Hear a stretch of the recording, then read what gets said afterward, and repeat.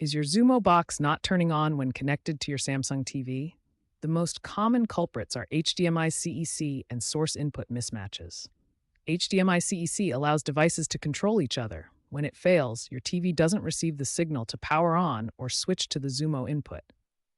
This is especially common after Samsung TV firmware updates that alter CEC settings, sometimes prioritizing energy efficiency over device connectivity. First, enable HDMI CEC on your Samsung TV. Go to Settings, then General External Device Manager, HDMI CEC Device Control, and turn it on. Also rename the input to Xumo for clarity. Next, perform a power cycle. Unplug both the Xumo Box and Samsung TV for 30 seconds, then plug them back in. Make sure you're using a 4K rated HDMI cable that's securely connected. Now check Xumo settings.